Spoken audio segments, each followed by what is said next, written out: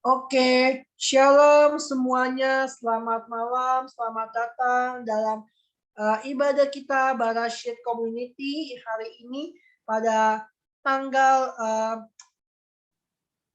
24 Juni 2021. Kita akan sama-sama untuk siap memulai ibadah pada malam hari ini. Sebelumnya kita akan memulai terlebih dahulu dalam doa. Bapa di dalam surga, Bapa yang kami sapa di dalam nama Tuhan kami, Yesus Kristus, kami sungguh bersyukur Bapa memiliki Allah seperti Engkau ya Tuhan. Bapa terima kasih Tuhan karena Engkau boleh memimpin Tuhan jalannya ibadah kami pada malam hari ini. Kami percaya ya Tuhan, Engkau akan menyertai, memimpin ibadah kami dari awal, pertengahan, hingga pada akhirnya Tuhan. Engkau berkati Tuhan para teman-teman Tuhan yang akan mengambil dalam bagian melayani. Tuhan yang memberkati khususnya hambanya Cici yang akan menyampaikan isi hati-Mu. Biar apa yang dia sampaikan semuanya berasal daripadamu sendiri ya Bapa. Terima kasih Tuhan, terima kasih Yesus. Kami siap memulai ibadah pada malam hari ini. Dalam nama Bapa, Anak, dan Roh Kudus, dalam nama Tuhan Yesus Kristus, kami sudah berdoa dan bersyukur kepadamu. Haleluya. Amin. Oke, teman-teman, kita akan menyiapkan hati kita untuk memuji dan menyembah nama Tuhan pada malam hari ini. Kita akan menyanyikan lagu Ujilah Aku Tuhan. Ya, teman-teman yang nggak ada halangan, boleh dinyalakan kameranya, tapi kalau ada halangan nggak apa-apa, boleh dimatiin dulu. Ya, teman-teman perlu diketahui kita kalau kita mau ambil ekspresi kita yang terbaik sama Tuhan, silakan teman-teman mau berdiri, mau berlutut, teman-teman nggak apa-apa, is okay. Ambil momen kalian yang waktu kalian terbaik dengan Tuhan ya. Yuk, kita akan nyanyikan lagu ini. Pujilah aku Tuhan.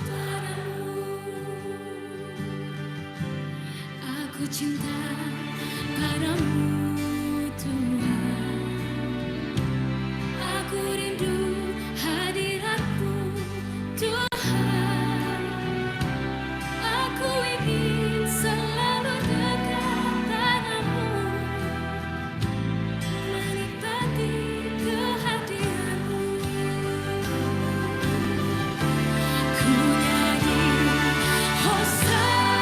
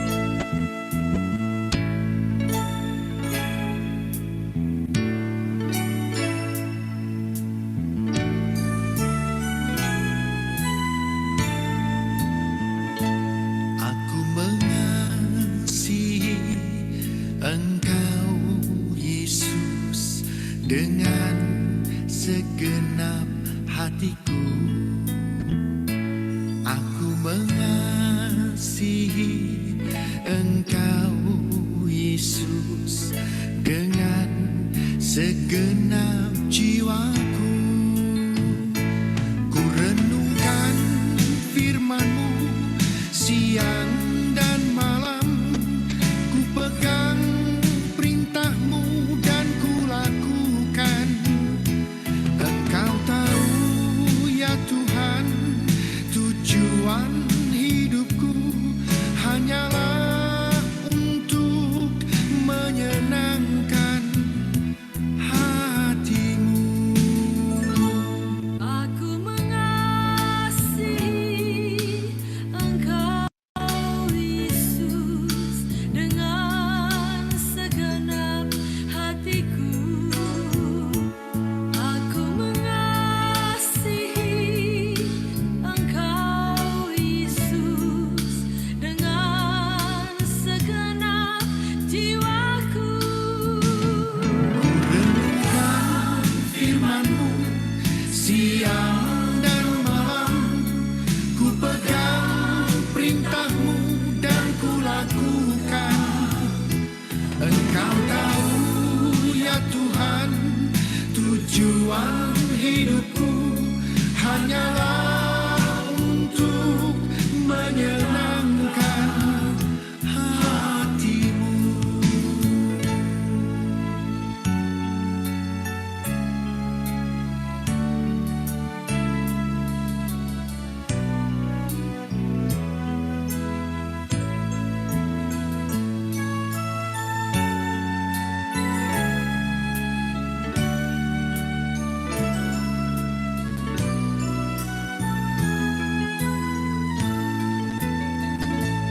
Aku mengasihi Engkau, Yesus, dengan segenap hatiku. Aku mengasihi Engkau, Yesus, dengan segenap jiwaku. Ku renungkan firman-Mu siang dan malam, ku pegang perintah-Mu dan ku lakukan. Engkau tahu ya Tuhan, tujuan hidupku hanyalah untuk menyenangkan hati-Mu. Ku renungkan firman-Mu siang dan malam, ku pegang perintah-Mu dan ku lakukan. Engkau tahu ya Tuhan, tujuan hidupku hanyalah untuk menyenangkan hati-Mu. Ku renungkan firman-Mu siang dan malam, ku pegang perintah-Mu dan ku lakukan. Engkau tahu ya Tuhan, tujuan hidupku hanyalah untuk menyenangkan hati-Mu. Menyenangkan hati-Mu, menyenangkan hati-Mu.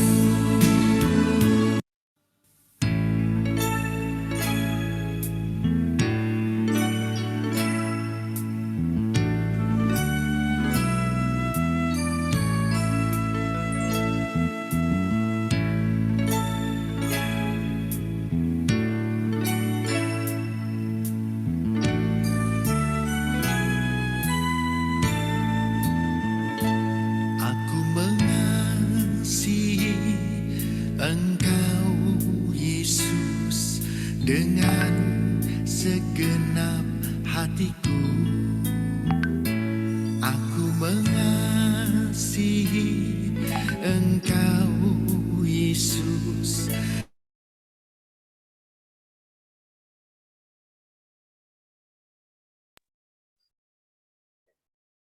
Bapak, terima kasih Tuhan buat pujian penyembahan yang begitu indah pada malam hari ini ya Bapak. Bapak, terima kasih. Biarlah pujian penyembahan pada malam ini boleh menjadi berkat bagi setiap kami Tuhan, dan kami bukan hanya mau belajar Tuhan, tapi kami mau menyiapkan hati kami untuk menenungkan kebenaran firman-Mu serta melakukannya dalam kehidupan kami. Terima kasih Bapa yang baik, terpujilah nama-Mu Yesus. Kami ingin mendengarkan apa yang menjadi kerinduan isi hati-Mu Bapa. Biarlah Tuhan Engkau sendiri yang berbicara kepada anak-anak-Mu Bapa, dan biarlah kami mau Tuhan mendengarkan isi hati-Mu dan mau melakukannya Bapa. Makasih Tuhan Yesus, makasih Roh Kudus, dalam nama Tuhan Yesus Kristus kami sudah berdoa dan bersyukur padamu. Haleluya. Amin. Silakan Cici. Oke, Shalom. Semoga semua kabarnya baik-baik aja ya. 1 minggu udah lewat dan aku harap semua punya kabar yang baik. Makasih yang sudah mau join, berarti lagi mau dengerin apa maksud Tuhan hari ini. Sebelumnya, jadi aku sharing ini, kalau aku pengen tuh kalian nyimak, jadi bukan cuman denger, nyimak, dan nulis.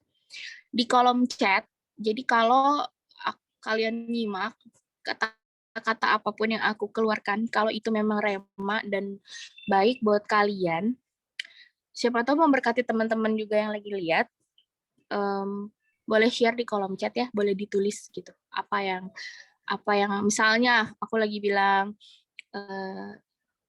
Journey of Maturity misalnya kan judulnya. Terus rema nih buat kalian ya, tulis di chat gitu. Jadi aku pengen tahu bahwa kalian juga nyimak apa yang aku bilang. Ya, that's why di sini aku tidak ada sharing PPT karena aku pengen kalian untuk renungkan sendiri apa yang didapat. Karena rema untuk tiap orang itu pasti beda. Oke? So, let's get started. Hari ini judulnya adalah Journey of Maturity, yang artinya perjalanan menuju kedewasaan. Bisa di-share screen ya, Owen? Tolong.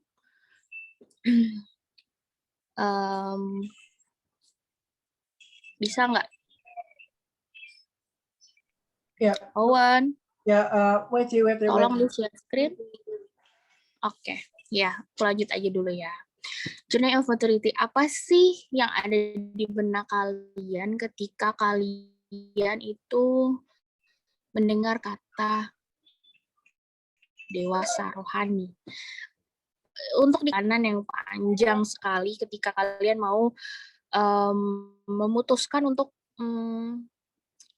aku mau dewasa rohani. Ini bukan hal yang mudah gitu. Oke. Tujuan untuk apa ya? Tujuan kehidupan kita itu bukanlah kesempurnaan, tapi melainkan kedewasaan. Ya.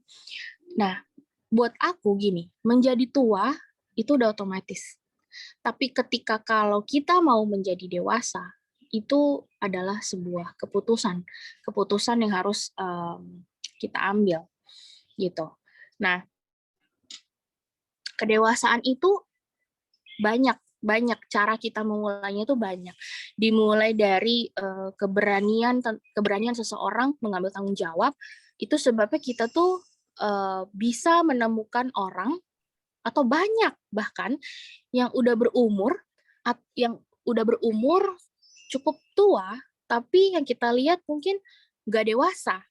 Atau sebaliknya, ada yang anak masih muda banget, tapi ternyata pola pikir dia udah dewasa. Banyak yang kayak gitu. Dan di masyarakat kita nih, terlalu banyak orang yang tua, belum dewasa, dan lebih repot lagi tuh kalau mereka ternyata yang belum dewasa ini adalah memegang posisi penting atau punya otoritas. Misalkan menjadi sebuah ketua apalah gitu kan, dia punya posisi penting dan dia otoritas, tapi tanpa dia sadari bahwa ternyata diri dia itu belum cukup dewasa untuk dikatakan sebagai dewasa rohani. Itu sebabnya kita lihat kalau ada satu kesalahan atau satu hal yang tidak berjalan sesuai dengan yang dimau, nanti kambing hitam banyak dicari, ya, banyak banget yang jatuhnya jadi seperti itu, gitu. Nah, coba kita buka Efesus 4 ayat 11 sampai 16. Next screen. Kita buka ayat Efesus 4 ayat 11 sampai 16. Oke. Aku minta ayat 11, nanti 11 sama aku dulu. 12 bisa Owen baca, 13 Hardi, 14 bisa nanti Rena, 15 Melinda, 16 bisa Vero ya. Aku mulai ya, Efesus 4 ayat 11 sampai 16. Ayat 11. Dan ialah yang memberikan baik rasul-rasul maupun nabi-nabi, baik pemberita-pemberita Injil maupun gembala-gembala dan pengajar-pengajar. Ayat 12. Oke, ayat 12. Untuk memperlengkapi orang-orang kudus bagi pekerjaan pelayanan bagi pembangunan tubuh Kristus. Ayat 13, sampai kita semua telah mencapai kesatuan iman dan pengetahuan yang benar tentang anak Allah, kedewasaan penuh, dan tingkat pertumbuhan yang sesuai dengan kepenuhan. Ayat 14, sehingga kita bukan lagi anak-anak yang diombang-ambingkan oleh rupa-rupa angin pengajaran, oleh permainan palsu manusia dalam kelicikan mereka yang menyesatkan. Tetapi dengan teguh berpegang kepada kebenaran di dalam kasih kita bertumbuh di dalam segala hal ke arah Dia, Kristus yang adalah kepala. 16, Vero.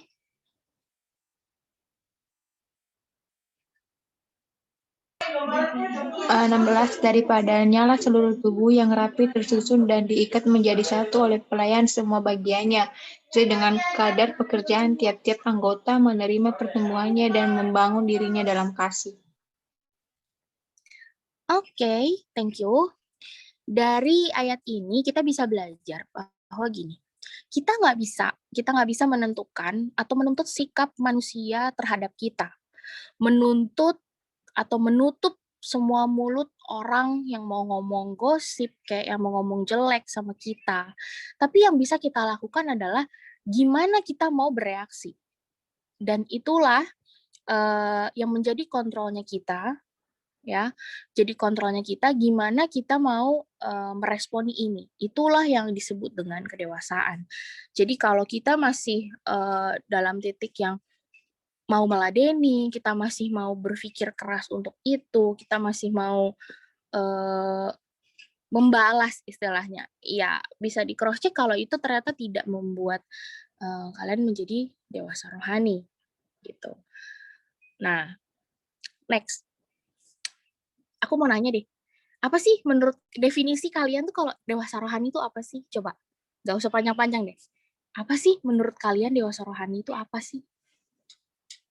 Coba jawab di chat juga nggak apa-apa. Oh, pengen tahu deh, menurut kalian apa sih dewasa rohani? Dewasa rohani ya, Cik. Kalau menurut aku sih, Pendek aja.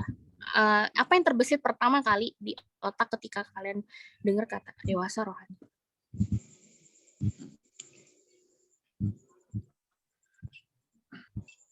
dewasa rohani kalau menurut aku sih menang dari diri sendiri, menang ego. Ya, intinya berdamai dengan diri sendiri sih, berdamai dengan diri sendiri sebelum berdamai dengan orang lain. Oke. Jadi gini, sama halnya seperti pengajaran rohani. Jadi kalau memang kalau kita tuh masih mau jadi anak-anak, jadi anak-anak atau bayi rohani, kita tuh akan mudah diombang-ambingkan sama banyak pengajaran. Kita bisa terbawa arus. Kalau misalnya yang ini ke A, kita ke A. Nanti yang ini ke B, kita ke B. Kenapa? Itu karena kita masih bayi rohani. Kita belum dewasa, kita belum bisa menentukan apa yang sebenarnya yang baik buat kita. Gitu loh. Nah, harus Kalau memang posisinya kalian lagi di situ, itu berarti harus ada yang menggembalakan. Kalau enggak ada atau enggak tertanam di satu rumah, maka aku nggak heran kalau kemudian hari itu kalian akan jadi orang yang bingung, yang nggak punya identitas diri, yang kayaknya, ini aku harus kemana ya? Ini aku harus ngapain ya? Karena kenapa? Karena nggak ada satu suara yang bisa kita anggap sebagai satu-satunya suara yang perlu kita dengar. A, B, C ngomong, kita nggak tahu yang mana yang benar. Baik dalam satu rumah, satu positif, yang satu membuat kita jadi berpikir negatif, membuat kita menjadi dewasa. Dan kita itu harus bertumbuh, mengenal Kristus sampai kita tuh nggak lagi anak-anak gitu, tapi menjadi dewasa yang bukan sekedar dewasa, tapi mencapai kedewasaan yang penuh. Jadi nggak cuman asal, oh aku udah dewasa rohani, cukup. No, mencapai kedewasaan yang penuh. Kuncinya apa sih? Kuncinya kalian mau jadi dewasa penuh itu apa? Tahu nggak? Kunci ketika kalian harus, gimana caranya aku bisa jadi dewasa yang penuh? Kuncinya apa sih? Ada yang tahu nggak? Kenal Tuhan lebih lagi. Oke. Yang lain, ada jawaban lain?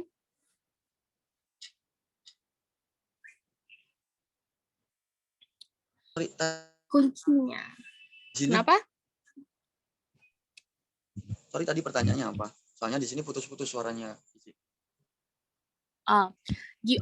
Kuncinya apa kalau mau mencapai kedewasaan?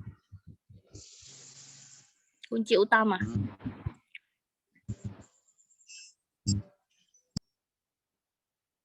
Bingung. Kuncinya mau mencapai kedewasaan cuma satu. Harus mau berubah. Perubahan itu adalah satu hal yang konstan atau terus-menerus terjadi dalam hidup kita. Jadi perubahan itu bukan, oh kamu udah berubah, oke selesai. No, selama kita hidup, kita akan terus ngalamin yang namanya perubahan di dalam hidup. Nggak ada orang yang bisa bilang kayak, akhirnya saya nggak perlu berubah lagi. Nggak ada.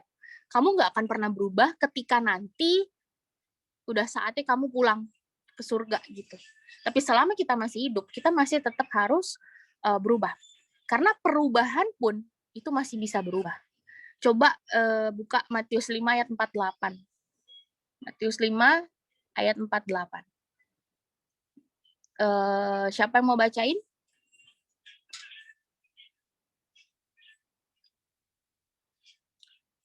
Yuk, udah dapet? Ada yang mau baca? Nah, udah aku tulis tuh. Ada yang mau baca? Aku, Ci. Oke. Matius 5 ayat 48. Karena itu haruslah kamu sempurna sama seperti Bapamu yang di sorga adalah sempurna. Amin. Oke. Thank you, Rena. Arti kata sempurna, tetap di share screen, Owen, yang tadi. Arti kata sempurna di terjemahan lain, aku tulis di situ, bisa lihat, growing into spiritual maturity, both in mind and character, actively integrating godly values into your daily life. Ya, artinya apa? Bertumbuh menjadi dewasa rohani, itu baik dalam pikiran ataupun karakter, dengan aktif menyatukan nilai-nilai ketuhanan dalam keseharian kita. Perubahan itu identik dengan kedewasaan itu. Makanya perubahan itu adalah perjalanan seumur hidup. Kita lihat coba Efesus 4 ayat 21 sampai 24. Oke. Ayat 21.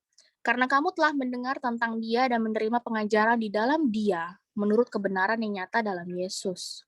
Ayat 22, yaitu bahwa kamu berhubung dengan kehidupan kamu yang dahulu harus menanggalkan manusia lama yang menemui kebinasaannya oleh nafsunya yang menyesatkan. Ayat 23, supaya kamu dibaharui di dalam roh dan pikiranmu, ayat 24, dan mengenakan manusia baru yang telah diciptakan menurut kehendak Allah di dalam kebenaran dan kekudusan yang sesungguhnya. Sifat-sifat lama kita itu tinggalnya di dalam hati dan pikiran kita. Makanya kita tuh harus terus diperbaharui sama Roh Kudus. Dalam perjalanan kita ini kita perlu pengertian yang benar gitu. Pengertiannya tuh apa sih? Pertama, mungkin boleh catat ya. Aku pengen tahu kalian nyimak nggak? Tuhan tuh bersedia. Tuhan bersedia mengubah kita. Tuhan bersedia mengubah kita. Tuhan tuh mengasihi kita tanpa syarat.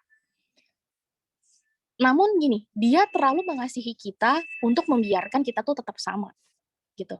Secara intuitif, kita tahu Tuhan tuh mau kita berubah. Cuman yang kadang kita lupa, Tuhan mau menjadi bagian penting dalam perubahan kita. Jadi kita nggak bisa kalau kita berubah sendiri gitu. Terkadang mungkin ya, kita tuh frustasi dalam perjalanan perubahan kita menjadi dewasa. Karena kita berpikir itu sepenuhnya usaha kita. Enggak. Kenapa? Karena sebenarnya Tuhan tuh pengen jadi bagian penting di dalam perubahannya kita. Gitu. Bahkan kita jadinya menyerah sama kelemahan, kekurangan, dan keterbatasan kita gitu. Atau karena perubahan belum terjadi, belum lagi dusta dari si jahat gitu ya. Pernah nggak sih kalian terbesit omongan gini, udahlah kamu kan gagal di dalam hal yang sama terus, udahlah kamu tuh nggak layak, Tuhan aja kayaknya tuh bohwat sama kamu, putus asa, orang terdekat kamu aja nggak percaya kalau kamu bisa berubah. Udah terlanjur, lanjutin aja, kamu tuh cuman korban, hidup kamu tuh udah rusak, udah deh, nggak usah mau berubah-berubah lagi. Kamu nih pecundang. Masa depan kamu tuh suram. Familiar nggak sih dengan suara-suara itu? Dan aku pastikan itu suara nggak datang dari Roh Kudus. Kenapa? Karena kenyataannya Tuhan itu nggak marah. Dan Tuhan tuh nggak menyerah. Waktu kita belum mau berubah. Kasih Tuhan itu tetap sama besarnya, baik dalam perubahan atau pemberontakan kita sama Tuhan. How great He is gitu kan. Dan lebih hebatnya lagi, Tuhan itu yang lebih percaya kita bisa berubah di saat diri kita sendiri udah menyerah untuk mau berubah. Kebayangkan gitu. Kita mau menyerah berubah, tapi Tuhan malah lebih percaya sama kita untuk ayo nak, kamu tuh bisa berubah. Gitu. Kalau kita sadar akan buat kita terbuka dan bekerja sama dengan Tuhan. He loves us too much. Gitu. Itu yang pertama. Yang kedua, Tuhan mau memancarkan kemuliaannya lewat hidup kita. Coba buka 2 Korintus 3 ayat 18. Aku minta Melin bacain deh. Coba buka 2 Korintus 3 ayat 18.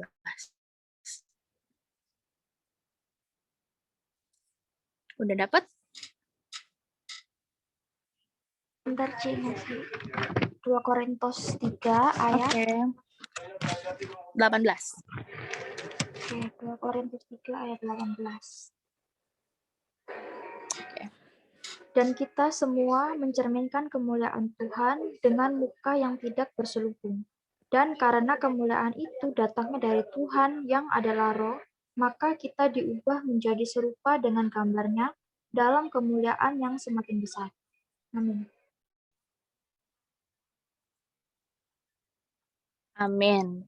Jadi, setelah kita lahir baru, kehidupan kita sebagai manusia itu baru dimulai. Misalnya kayak habis dibaptis gitu ya. Kehidupan kita sebagai manusia itu ya memang baru dimulai gitu.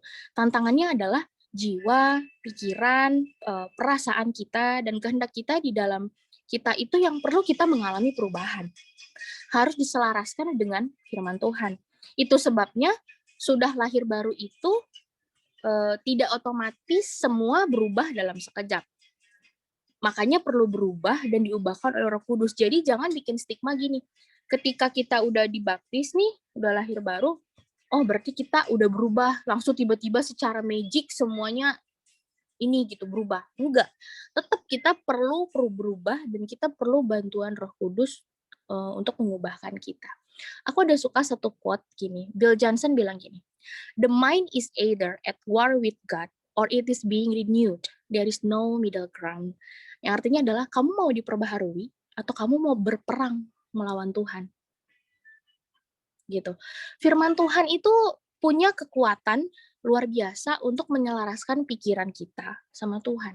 Jadi semakin kita meluangkan waktu untuk memperbaharui pikiran kita biar selaras sama Tuhan, itu yang akan membantu kita untuk menjadi semakin dewasa. Harus. Dan untuk proses, setiap orang itu berbeda. Untuk beberapa orang mungkin prosesnya ada yang cepat, dia bisa berubah. Atau mungkin ada yang lama, ada yang harus bertahun-tahun lamanya, belasan tahun, puluhan tahun mungkin, gitu. Dan itu lumrah adanya. Tergantung gimana komitmen kita ketika kita mau berubah untuk menjadi dewasa. Dan poin yang ketiga adalah perubahan itu bersifat relasional. Gitu. Bersifat relasional. Dan itu hanya bisa terjadi dalam konteks hubungan. Suaraku jelas nggak sih? Emang hilang-hilang ya? Di aku jelas sih, Ci. Jelas ya.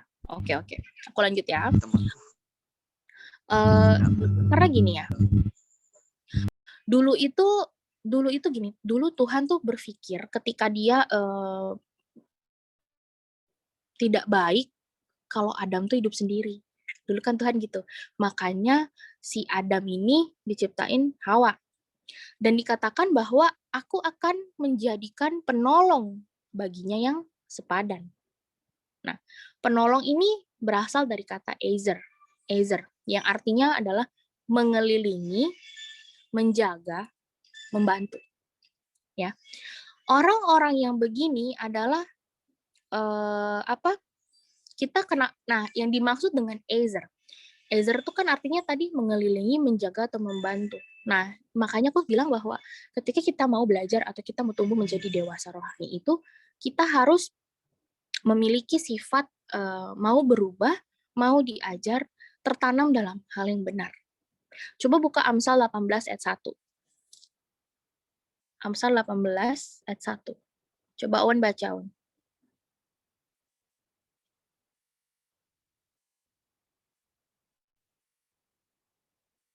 Udah dapat? Oke, udah. Amsal 18 ayat 1. Orang yang menyendiri mencari keinginannya, amarahnya meledak terhadap setiap pertimbangan. Ya. Orang-orang yang begini adalah orang-orang yang merasa benar atau self-righteous itu tinggi, maka orang yang kayak gini yang akan sulit untuk mengalami perubahan.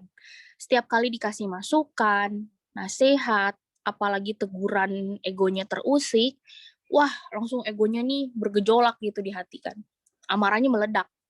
Dia bertengkar melawan pemikiran dia yang ada gitu. Capek banget gak sih punya temen kayak gini? Pasti ada yang kayak gini. Banyak. Orang ini nyangka bahwa jalannya tuh lurus. Jalan aku lurus. Sebenarnya tapi jalan dia tuh berujung sama maut. Jadi ketika banyak orang yang menegur kita, terimalah itu dengan bijak gitu. Jangan menyangkal diri. Jangan malah bertengkar dengan pemikiran yang mengintimidasi. Gitu. Karena sebenarnya dia akan berpikir bahwa oh jalannya lurus. Tapi sebenarnya jalannya itu berujung sama maut. Belajar untuk mendengar apa yang perlu kita dengar, bukan hanya yang mau kita dengar. Aku ulang ya. Belajar untuk mendengar apa yang kita perlu dengar, bukan hanya yang mau kita dengar. Kalau yang mau kita dengar jadinya cuman pengen denger yang enak-enaknya aja. Nggak akan mau ngedenger yang nggak enak. Padahal yang nggak enaknya itu mungkin perlu membuat kita tuh berubah dan menjadi dewasa.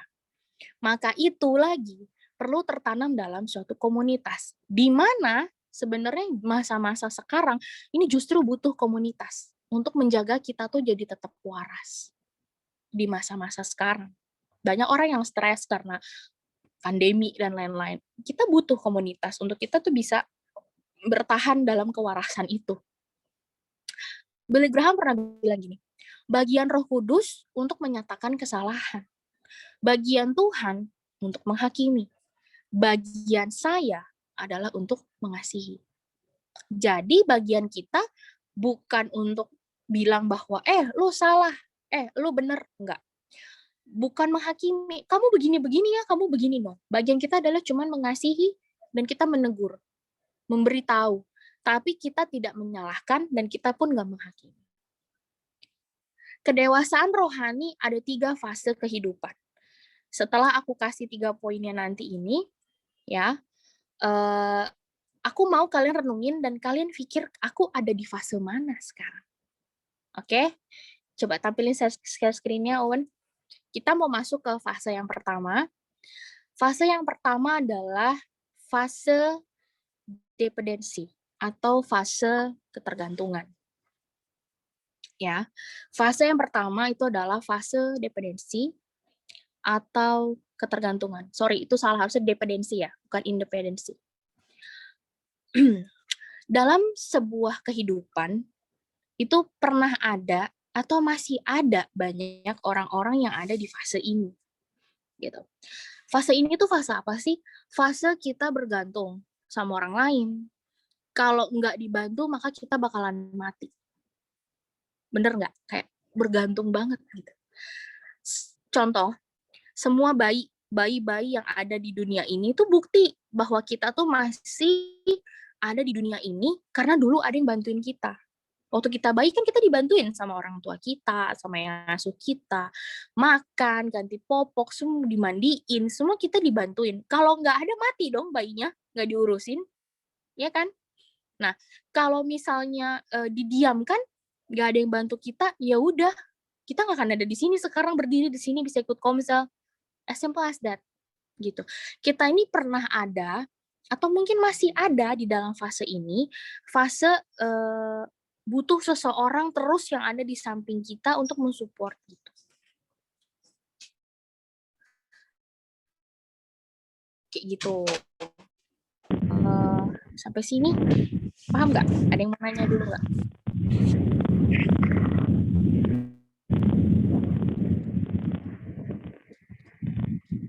Mau nanya dulu? Nggak, kita lanjut ya. Nggak ada yang mau nanya dulu ya. Paham ya sampai sini kan? Paham ya? Paham maksudku ya? Nah,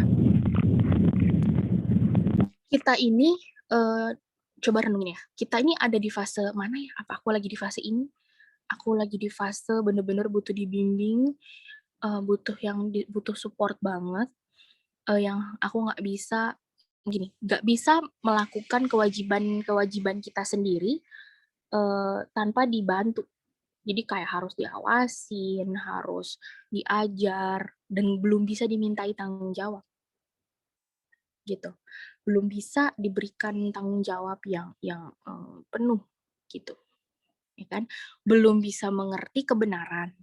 Karena pengertiannya belum luas. Harus selalu diingetin.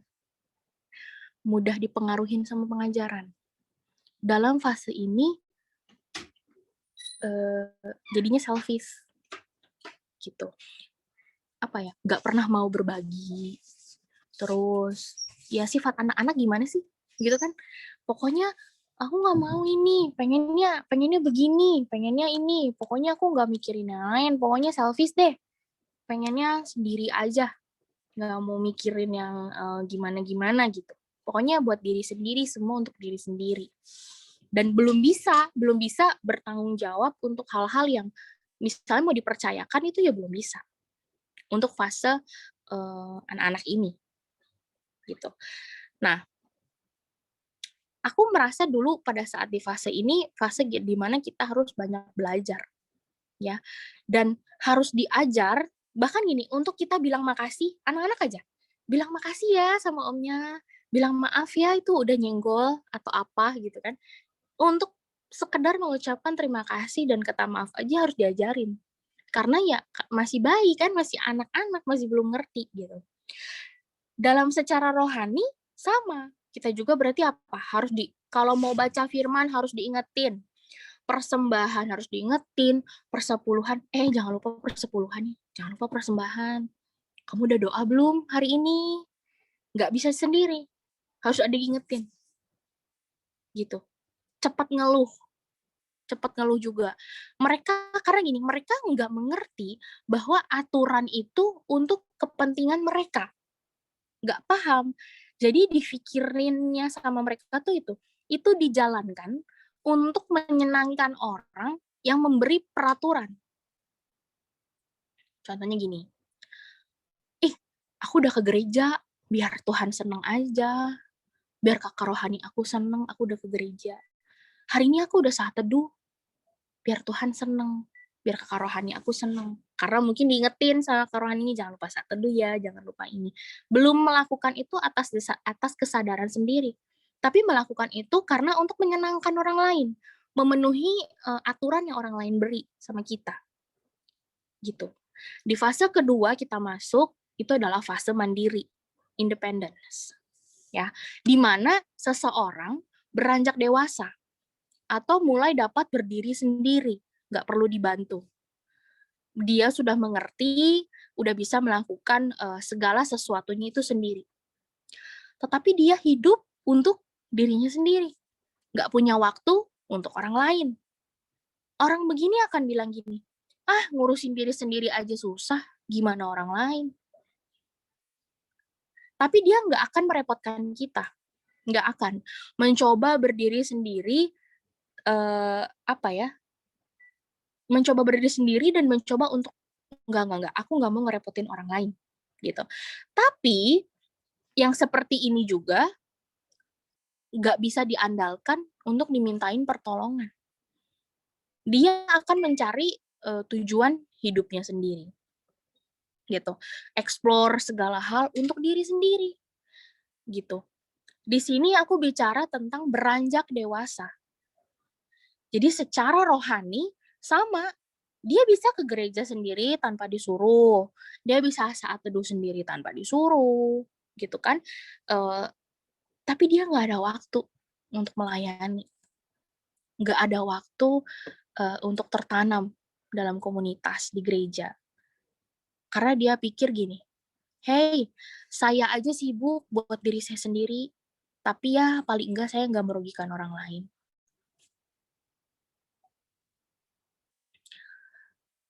Tolong confirmin Aldo dong, dia ngechat tuh katanya belum dikonfirm. Oke, Ya. thank you. Nah, itu fase kedua. Nah, coba di cross check ya. Aku udah di fase mana ya? Fase ketiga, fase terakhir, itu adalah fase berbuah atau interdependence. Berbuah. Di fase ini, di mana seseorang menjadi dewasa penuh. Orang-orang yang kayak gini tuh senang untuk bersinergi gitu. Hasil yang lebih besar. Jadi gini, kalau orang-orang yang kamu udah ada di fase ini, interdependence gini. Dia tahu kalau dia sendirian, dia bisa melakukan ini. Tetapi kalau dia bergabung dalam tim, komunitas, berpartner sama orang lain, maka hasil yang akan dia capai itu akan jauh lebih besar dibandingkan dengan ketika dia melakukannya sendiri. Nah, orang yang di fase interdependence itu, dia sampai pada pengertian ini, gitu.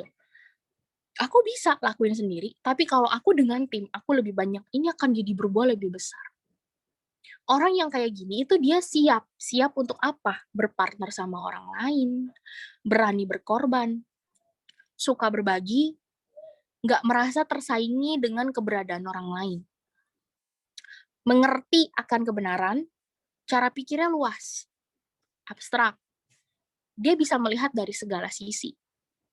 Orang begini itu poin terpentingnya adalah mengerti bedanya mengenal kebenaran dengan mengerti kebenaran.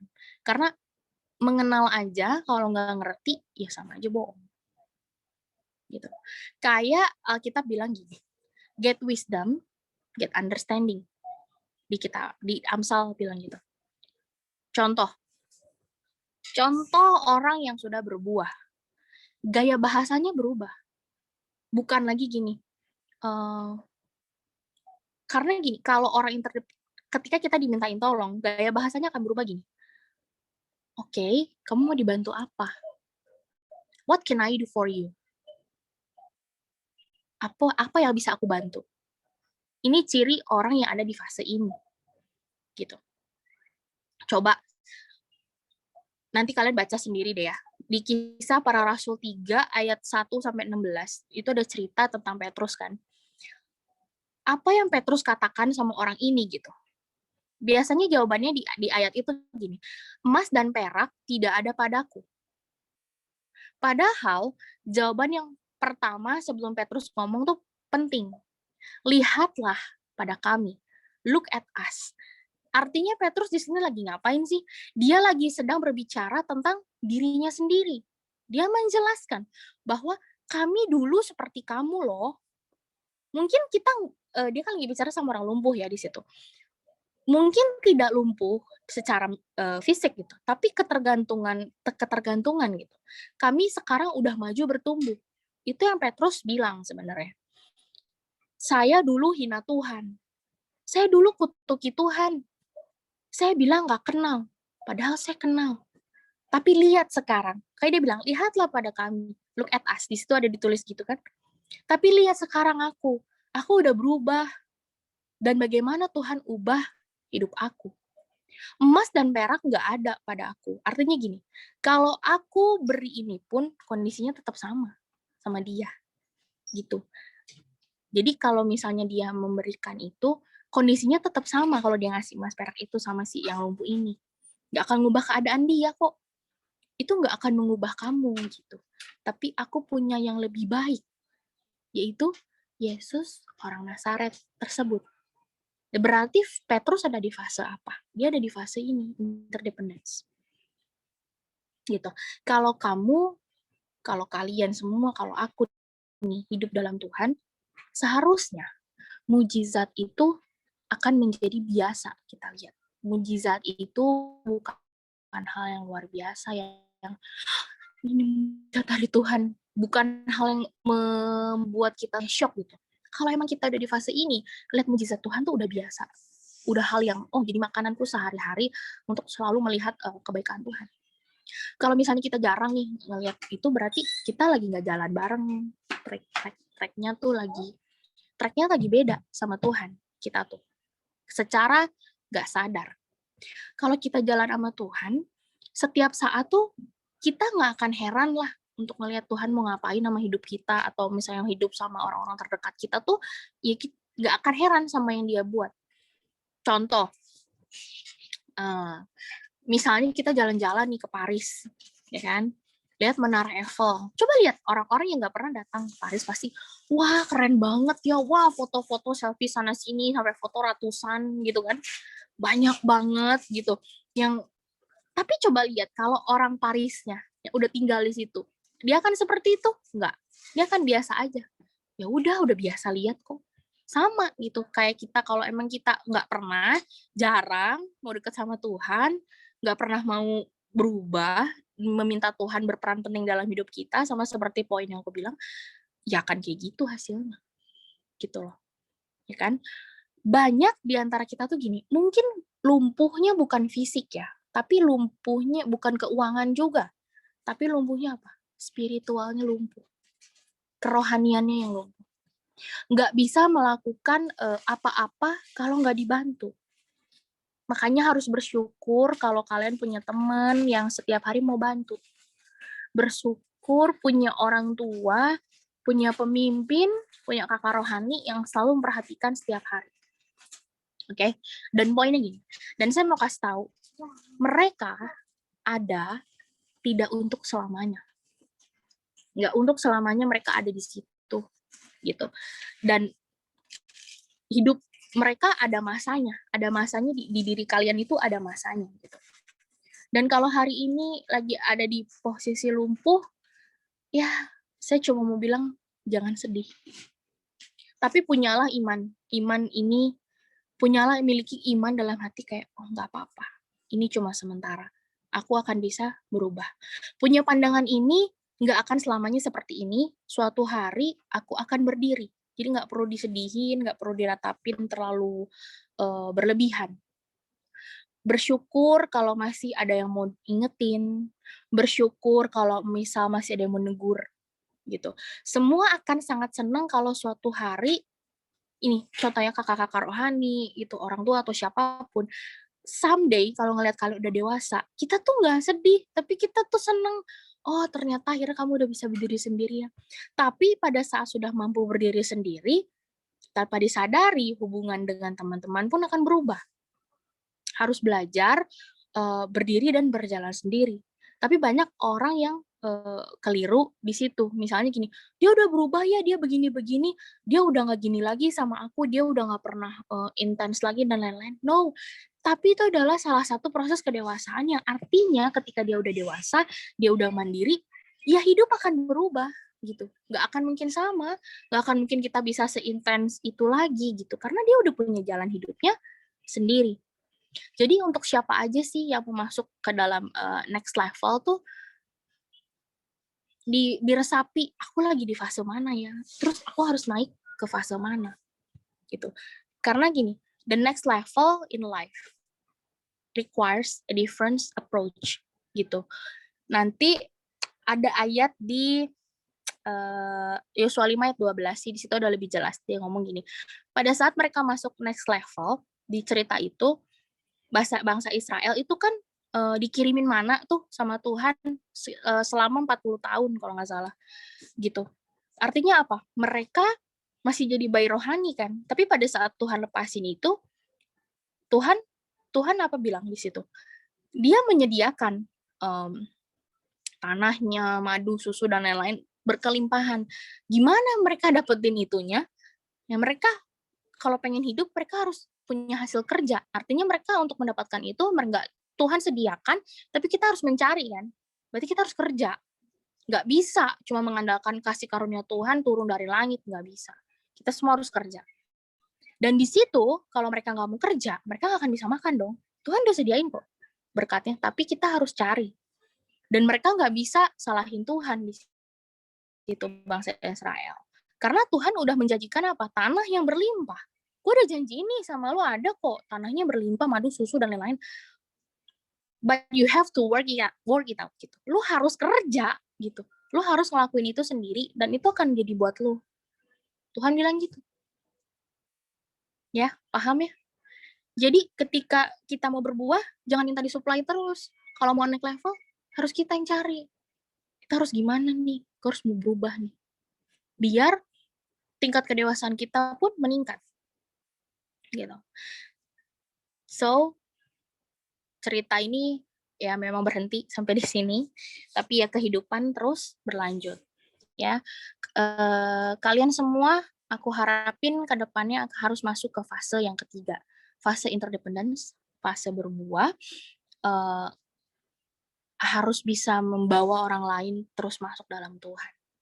Ya, bahagia itu adalah karena ketika kita memberi, bukan menerima. Gitu. Hidup kita bukan untuk kita sendiri, tapi pada saat kita bisa menolong orang lain. Miliki selfless life. Terakhir, immature person will always complain, will always find a way to critic. Orang yang gak dewasa akan selalu komplain, akan selalu menemukan jalan untuk mengkritik seseorang. But a mature person will always look away to contribute. Tapi ketika lu dewasa, kalian akan bisa berpikir bukan mengkritik orang. Aku punya kontribusi apa ya untuk hidup orang-orang ini. Itu sikap orang dewasa. Oke? Okay? Well, my time is up and thank you for listening hari ini. Sekian. Masih ada waktu sedikit. Mungkin ada yang mau nanya 1-2 pertanyaan boleh.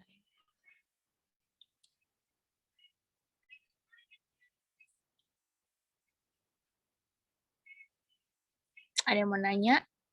Berat nggak materinya? Kayaknya berat ya. Tapi ya ini basic sih. Kayak ya kalian harus ada di fase ini. Kalian harus mengkoreksi bahwa gue ada di fase mana ya? Gitu. Aku sekarang ada di fase mana ya? Ini materi ini Tuhan taruh dari seminggu yang lalu. Dan ternyata apa yang kalian pengen, saya bisa ungkapin di satu materi ini. Gitu. Permintaan-permintaan kalian kemarin.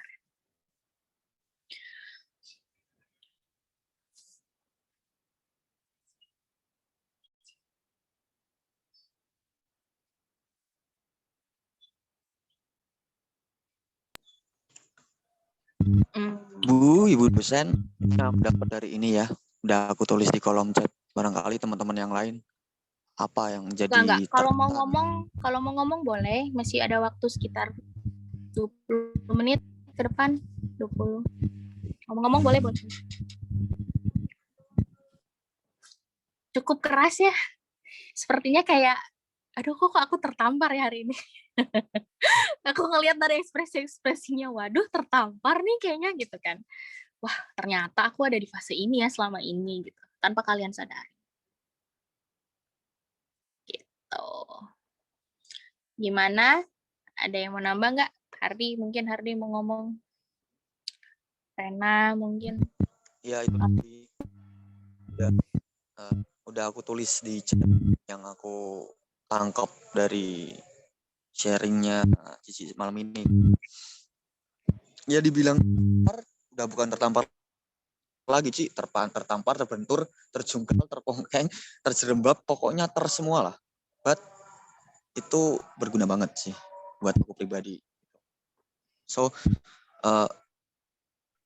dari sharing ini gue semakin ngerti dan semakin dapat pengetahuan dan pengertian yang benar dalam untuk belajar di dalam berada fase yang I think aku berada dalam fase yang mandiri sih.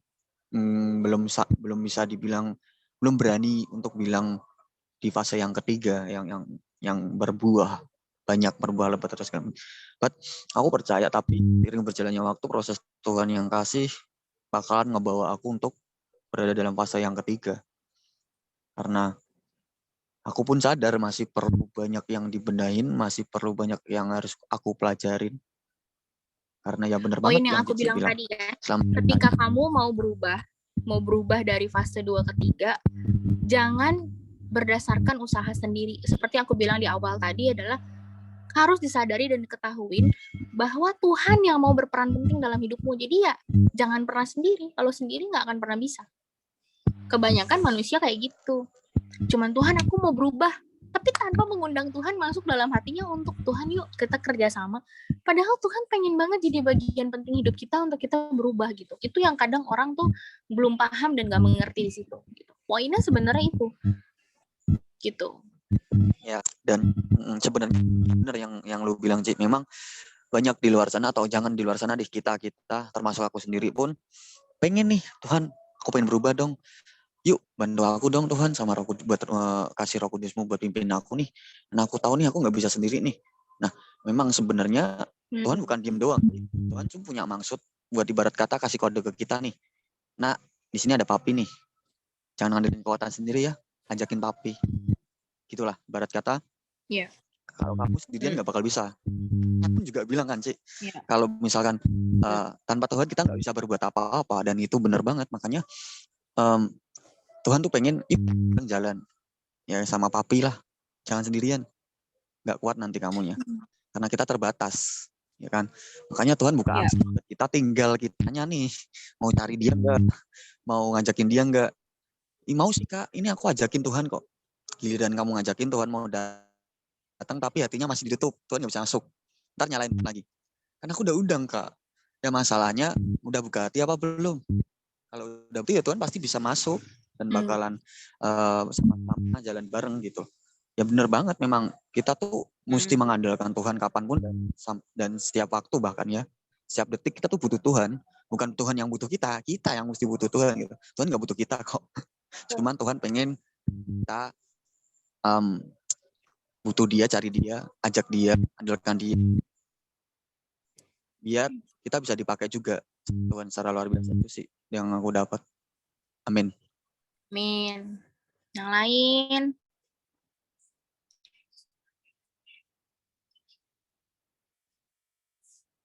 Melin mungkin? Yang aku dapat banyak banget sih, Ci. Aku nyatet semua. Sama kita Mel, banyak banget. Intinya itu yang aku tahu kalau misalnya nggak semua orang yang umurnya tuh udah tua, mereka itu sudah punya pikiran yang dewasa. Terus kita tuh nggak bisa ngontrol apa yang dilihat orang lain terhadap kita, tapi yang bisa kita fokuskan itu lebih ke respon kita. Terus habis itu untuk mencapai kedewasaan, kuncinya itu kita harus mau berubah. Karena perubahan itu harus dilakukan sampai kita mati seumur hidup. Habis itu Tuhan itu sangat mengasihi kita, terlalu mengasihi kita, makanya Tuhan itu nggak pengen kita itu kayak stuck di tempat. Makanya Tuhan tuh pengen kita berubah, pengen lihat perubahan dalam diri kita. Terus tapi Tuhan juga pengen terlibat dalam setiap perubahan yang kita lakukan itu. Kayak itu sih yang aku dapat. Intinya. Udah nih. Ada yang mau ngomong lagi nggak?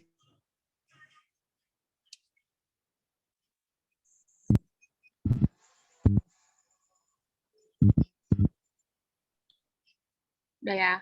Oke deh. So, aku harap kalian menyadari kalian lagi ada di fase mana. Aku nggak tahu Aldo join tadi setengahnya doang kayaknya ya. Udah mau habis, Ci. Udah poin terakhir. Oke. Nggak apa-apa, ntar aku kasih rangkumannya. Jadi, disadarin, dan kalau ketika mau kita bertumbuh dewasa, ya kita harus tahu. Balik lagi kan, yang membuat kita bisa menjadi dewasa adalah respon. Aku dapat gini kemarin. Jangan pikirin apa yang Tuhan tuh mau lakuin sama kita gitu. Bagian kita tuh cuma satu, kita fokus sama Tuhan untuk apa yang akan Tuhan perbuat sama kita, meski kita nggak tahu, ya nggak usah nanya sama Tuhan mau ngapain, nggak usah. Cukup kita tuh menyadari aja dan kita jalanin aja gitu, dan serahin semuanya sama Tuhan tuh, lama-kelamaan pun kita akan belajar, oh ternyata untuk masalah ini aku harus merespon ini ya. Oh untuk masalah ini ternyata aku harus meresponin ini ya gitu. Jadi respon kita yang menentukan gitu. Ya aku berharap ke depannya kita sama-sama bertumbuh dewasa gitu. Tuhan tuh bilang gini ya nggak apa-apa orang mau ngehakimin kamu, mau mereka salah paham, mau mereka ngebenci kamu gitu kan. Ya itu kan hak mereka. Tugas kita adalah kita terus berubah menjadi lebih baik, mau dewasa, mau diubahkan. Itu yang poin pentingnya. Kalau kita mau ngeladenin mereka terus, mikirin terus sampai mereka ngomongin, ya kita akan sama levelnya sama mereka, kita nggak akan naik-naik, kita nggak akan berubah, kita akan gitu-gitu aja. Makanya nggak heran aku kalau ketemu orang udah lama nggak pernah ketemu, 5-10 tahun kemudian ketemu dia, hidupnya gitu-gitu aja, nggak berubah-berubah, ya udah.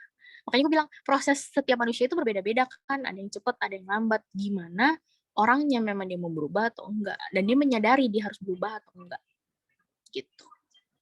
Oke. Aku bahagia karena ternyata poinnya tersampaikan dengan baik. Ya, thank you so much buat hari ini. Semoga menjadi rema yang membuat kalian bisa berubah jauh lebih dewasa. Gitu. Kalian mau ada di fase manapun sekarang, fase masih bayi atau fase mandiri doang, miliki iman ini sementara. Someday aku akan ke next level. Jadi jangan, ya aku di fase ini, nggak usah sedih. Itu proses setiap orang. Aku pun dulu pernah ada di fase itu, gitu. Jadi nggak apa-apa, kita sama-sama belajar. Oke? Thank you buat waktunya. Terima kasih banyak. Semoga bisa membantu kalian menjadi lebih baik lagi. Aku harap begitu sih. Dan terima kasih untuk hatinya yang mau bergabung di dalam komunitas. Ketahuilah Tuhan tuh sayang kalian semua. Tuhan pengen kalian bisa berubah. Pesanku, tetap bangun hubungan sama Tuhan. Jangan berhenti dan jangan pernah capek untuk doa. Ya, doa tuh makanan kita. Kalau kita secara jasmani nggak makan mati, sama aja. Kita nggak doa sama Tuhan mati kita. Kita mau jadi apa? Jadi jangan pernah bosen. Bosen doa sama Tuhan. Oh, Tuhan aja nggak pernah bosen kok sama kamu. Masa kamu bosen sama Tuhan? Ya kan? Tadi kan aku bilang poinnya apa? Tuhan mengasihi kita tuh, mau kita lagi berontak sama dia aja, kasih dia nggak berubah. Kalau kita mau lebih cari Tuhan, kita mau lebih saat lebih mau baca kitab lebih, bukan mengubah Tuhan lebih sayang sama kita, tapi kita yang makin sayang sama Tuhan. That's good. Jangan pernah cari poin, oh nanti gue ngelakuin ini berarti Tuhan bakal lebih sayang sama gue. No, karena Tuhan udah sayang. Tapi kita yang akan lebih sayang sama Tuhan. Kita akan lebih tahu bahwa, oh ternyata begini. Percaya deh, semakin kita dekat sama Tuhan, semakin kita intim sama Tuhan, makin lama makin kesini nanti akan semakin banyak poin-poin yang misalnya ada cuma satu orang yang ngomong, contoh nih, Har, lu berubah ya, lu harusnya begini-begini. Itu satu kata itu ketika memang itu Tuhan yang sampein sendiri lewat orang lain atau lewat doa kalian atau gimana, kalian akan dapat banyak hal. Oh ya Tuhan maunya aku begini, Tuhan maunya aku begini. Jadi itu semua adalah proses. Jadi kalau masih ada di fase bayi rohani atau mandiri, dinikmati, disyukuri, masih punya kakak-kakak, masih punya orang tua yang mau menegur, menasihati, tapi nanti ada saatnya di mana fase itu adalah kalian yang harus berbuah, udah nggak akan ada di sisi kalian. Atau orang gitu, kalau orang tua sih mungkin gitu ya, mungkin rohani gitu. Fase itu adalah fase di mana yang nggak akan selamanya gitu. Kalian juga harus tetap berbuah, karena apa? Tujuan pengen kali menjadi dewasa, bisa berdiri sendiri, dan kalian punya adik-adik nanti yang harus kalian bimbing. So bukan aku yang harus bimbing kalian terus. Itu ada masanya semua. So ya jangan sedih nggak sih nanti someday gitu. Sedih pasti, sedih banget. Cuman aku punya satu pertanggungjawaban sama Tuhan. Tuhan nih aku udah buat mereka seperti ini. Sekarang giliran Tuhan yang kerja buat mereka. Kalian pasti akan jauh lebih lagi lah sama Tuhan. Kalau emang kenakan fase ini dengan baik. Gitu. Ya. PR-nya banyak nih. Direnungin ya. Oke. Sampai ketemu minggu depan.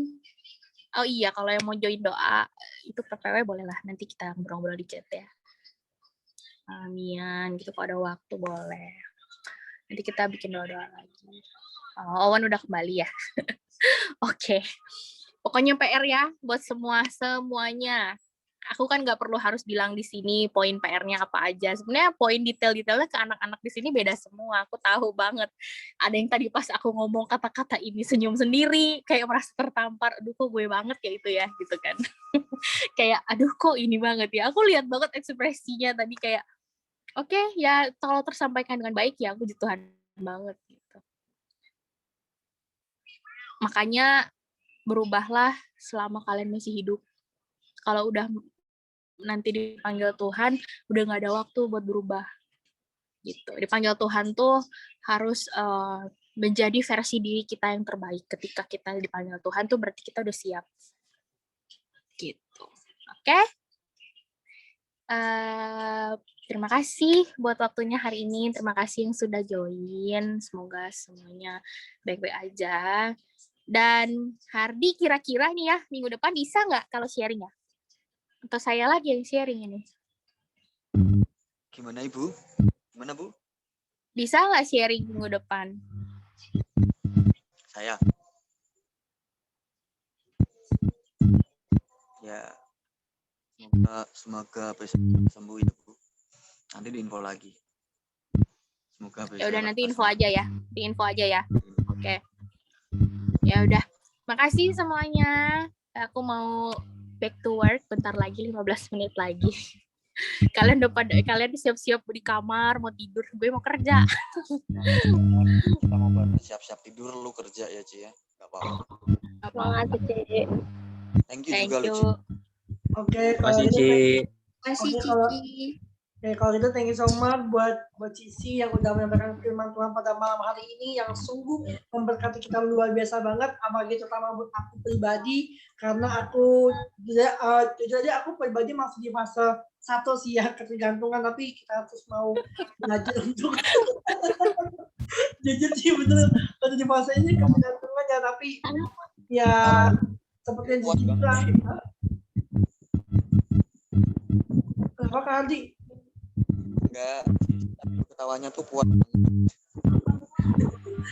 Ya, memang aku pribadi masih di fase 1 ya, tapi aku mau terus belajar untuk jadi bertumbuh seperti yang Cici bilang, karena sifatnya semua hanya sementara, tapi bagaimana kita sendiri yang belajar untuk bertumbuh ya Ci ya.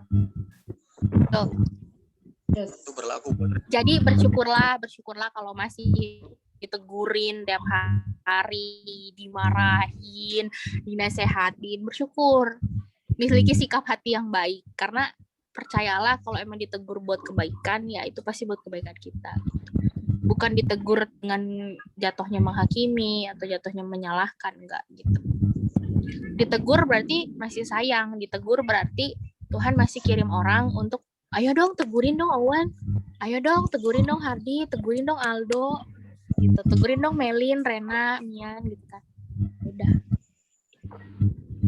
Nanti kalau udah mandiri, kalian yang menegur adik-adik kalian, udah nggak ditegur lagi gitu. Udah fasenya udah beda. Oke? Ya. Yuk kita tutup dalam doa ya. Doa ya. Tuhan Yesus, terima kasih untuk firman-Mu hari ini. Terima kasih Tuhan untuk sudah berbicara kepada kami. Biarlah ini semua menjadi rema untuk kehidupan kami, bisa menjadi buah yang baik, bisa kami tanamkan dalam kehidupan kami. Terima kasih untuk kesempatannya hari ini Tuhan. Biarlah setelah ini banyak yang melakukan kegiatan masing-masing, Tuhan yang sertai, Tuhan yang pimpin, istirahat mereka juga malam ini. Terima kasih Tuhan, terpujilah nama-Mu, haleluya, amin. Oke, bye-bye. Thank you so much. Nanti aku chat satu-satu ya. Aku mau tanya, kamu ada di fase mana? Jadi aku mau tanya. Udah jawab.